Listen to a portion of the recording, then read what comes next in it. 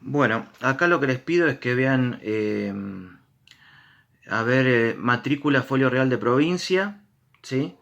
Para que lo tengan a mano. Acá, fíjense como les dije, en la parte superior izquierda tenemos el número de matrícula. Este es el número por el cual va a estar identificado el inmueble dentro del registro de la propiedad. Bueno, el partido, ¿está bien? En este caso que les mandé es el de Moreno, de donde yo soy escribano. La nomenclatura catastral, que es una forma de identificar el inmueble de acuerdo al catastro. Y luego tenemos la designación según, bueno, título plano, que esto se lo voy a explicar después, que es la identificación del inmueble de acuerdo a título, ¿sí? Recuerden que los inmuebles se crean por título en principio, ¿sí? El título a través de un plano, esto el profesor les explicó seguramente, no sé si llegó a explicárselo la primera clase, pero si no, les mandó un resumen de esa primera clase en donde habla de cómo se identifica un inmueble, cómo se crea un inmueble. Básicamente un inmueble se crea a través de un plano. Siempre empezamos de un inmueble más grande. Por ejemplo, una persona es titular de varias manzanas y lo que hace es subdivide esa manzana en varios inmuebles, ¿está bien? En varios lotes. A partir de un plano y a partir de una escritura de subdivisión se crea jurídicamente el inmueble, ¿está bien? El inmueble que puede ser, en este caso, que es el lote número 9, por eso tiene el número de plano, acá 74, 28, 79, significa 74 es el partido, el 28 es el número de entrada del plano en catastro y 79 es el año, 1979. En ese año un inmueble general más grande se subdividió y bueno, se crearon varios lotes. El que se escrituró acá es el lote 9 de la manzana 63C, ¿sí? Esa designación, como les dijimos, es la que crea el inmueble a través de una escritura, como les dije. En principio se hace con un plano y luego tiene que plasmarse en una escritura. La escritura crea jurídicamente el inmueble y una vez creado jurídicamente el inmueble, se inscribe en el registro de la propiedad. Cuando se inscribe en el registro de la propiedad, ese inmueble va a estar identificado por tres indicadores. Primero, la matrícula, como les dije, la nomenclatura catastral, que es la que hace catastro, y la designación del bien según el título, ¿sí? Después catastro, bueno, la intención de los catastros, como les dije, es una cuestión más recaudatoria. Por eso es que existe una nomenclatura catastral. Lo que le importa al catastro, lo que le importa al gobierno es básicamente a qué se dedica el inmueble, qué es lo que el inmueble produce. Por supuesto no va a contribuir de la misma manera un inmueble dedicado a residencia o a vivienda familiar que un inmueble dedicado a un comercio o a una empresa o a una industria, ¿está bien? Entonces hay diferentes modos de identificar un inmueble. Las más comunes, como les dije, son la designación según título, que es la que lo crea jurídicamente, y luego la designación según catastro, que es la que se encarga de la tributación, ¿está bien? En este caso de la provincia de Buenos Aires. Luego tenemos los datos del inmueble. Continuamos con los datos del inmueble, que es ubicación, medida, superficie y linderos. Acá dice que está en el partido de Moreno, provincia de Buenos Aires, y tiene las medidas, ¿sí?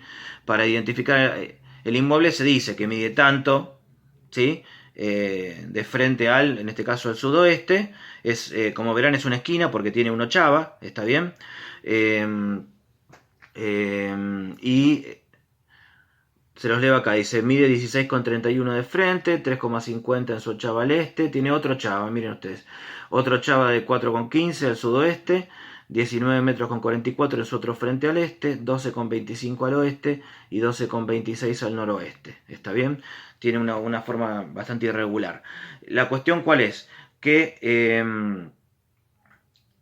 este, esta ubicación, medidas, superficies y linderos se va a crear a través de todo lo que diga la escritura. La escritura, cuando se crea jurídicamente a través de una escritura, ya les dije, a través de un plano anterior y de una escritura, se crea jurídicamente el inmueble. Esa escritura se va a enviar el testimonio de la escritura junto con un resumen de la escritura al registro. Ese resumen se llama la minuta y a través de esos dos instrumentos, ¿sí? Se van a volcar los datos principales a esta matrícula, ¿está bien? Y acá vamos a tener estos datos que son los más importantes sobre el inmueble. Después fíjense que dice antecedente dominial, que se los expliqué. Acá vamos a lo último que tenemos anotado con respecto al folio protocolizado. Y después tenemos, sí, lo más importante, que es el titular de dominio. y acá tenemos a una persona que es titular de dominio con los datos de él. Vean que es casado, está bien, por ende es un bien ganancial, está bien. Dice los datos de la escritura: compraventa, escritura número tal, de fecha tal, escribano tal, ¿sí? Como dijimos, tiene los datos de la compraventa, el número de escritura, la fecha de escrituración, el escribano, el registro del escribano y el folio de seguridad.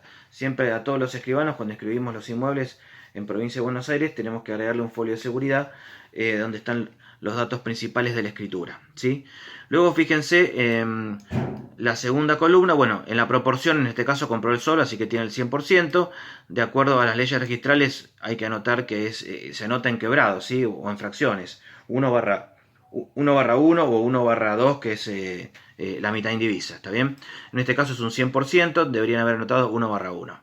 En el caso de los gravámenes, este caballero que adquirió, como verán en la misma escritura, ¿sí? En la 883, que es la misma por la cual compró, constituyó una hipoteca, ¿está bien? Constituyó una hipoteca seguramente a la persona que le vendió, y este inmueble se encuentra hipotecado hasta que se anotó, fíjense, en cancelaciones, están las cancelaciones de los gravámenes, se anotó como 101 la prescripción de la hipoteca. ¿Qué ocurrió en este caso? Bueno, esta si mal no recuerdo la hice yo, sí, yo hice la prescripción. ¿Qué ocurrió? Pasaron más de 20 años, y al pasar más de 20 años el asiento hipotecario puede ser cancelado, ¿sí? No es que se cancela la deuda hipotecaria. La deuda hipotecaria puede seguir. Lo que vos cancelás técnicamente es la anotación de la hipoteca. Pasados los 20 años vos podés pedir que se cancele la hipoteca. ¿Está bien? No la hipoteca como derecho real, sino el asiento número 1, ven que dice gravámenes, 1 hipoteca, vos pedís que se cancele el asiento. Entonces, si uno lee esta matrícula, sabe que este inmueble es ganancial del titular y que no tiene ningún gravamen.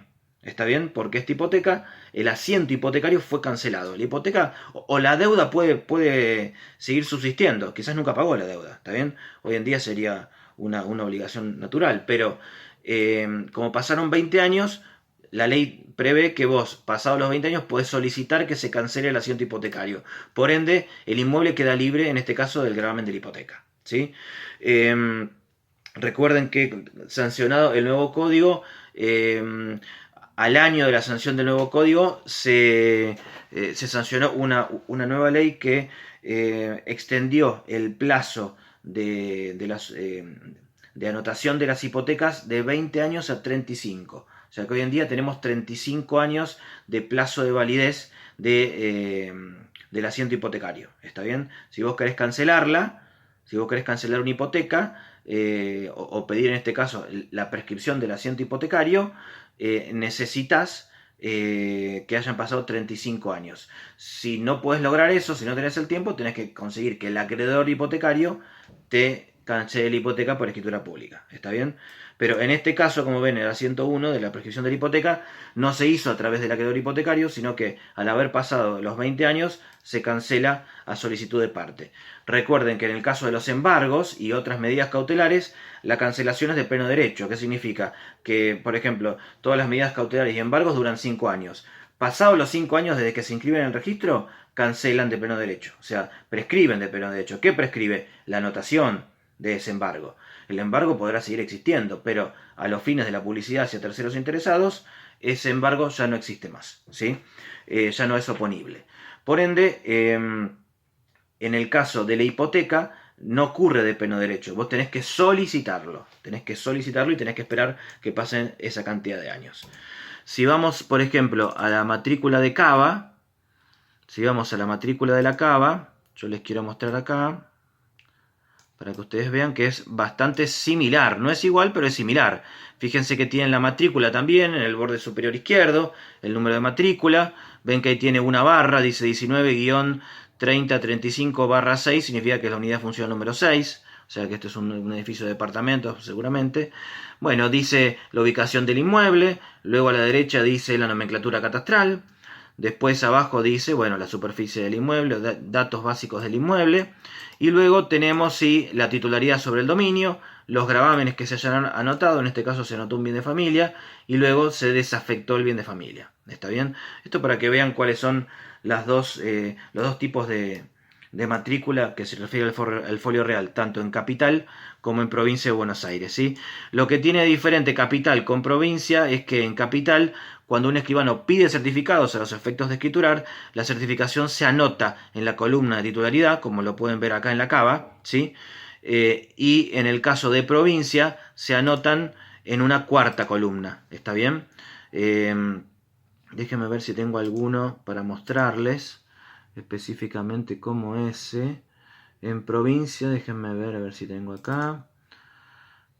Bueno, acá en provincia dice certificaciones en el punto D, que es la cuarta columna. Bueno, en este caso no hay ninguno anotado, pero si hubiera algún certificado solicitado se anota ahí.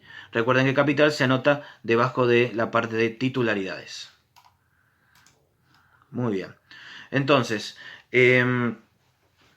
con respecto al sistema folio real, que es el que tenemos actualmente, cuando se refiere a folio real, significa a folio real de res, de cosa, del latín, ¿está bien?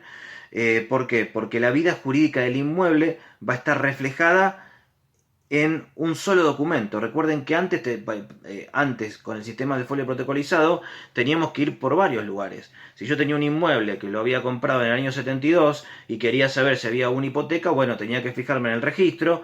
Si en el registro en el año 72, folio número tal, había, ¿sí?, alguna referencia a alguna hipoteca. Si esa referencia existía, tenía que ir al libro de hipotecas, buscar y ver efectivamente si estaba algo inscripto. También tenía que ver si había algún embargo, etcétera, etcétera, etcétera. Y si había algo con fecha anterior, ¿está bien? Yo tenía que ir hacia atrás y tenía que ir a algún tomo de algún año anterior. Y eso se complicaba bastante. Acá voy a tener todo el tracto, que es lo que se refiere al tracto, que toda la vida jurídica, digamos, el tracto se refiere a que el titular es A, ese titular se lo vende a B y va a estar anotado en el mismo rubro de titularidades. Si B se lo vende a C, va a estar anotado dentro del mismo rubro, y así de esa manera y en esas columnas nosotros vamos a poder ver de un pantallazo cuál es la situación jurídica del inmueble en el folio real. ¿Se entiende? Lo que vamos a ver a continuación es la diferencia entre informes y certificados, y luego vamos a ver lo más importante, que es el principio de prioridad registral, ¿sí? Y vamos a ver qué tipo de prioridades nos da el certificado de dominio que solicitan los escribanos. Muchas gracias.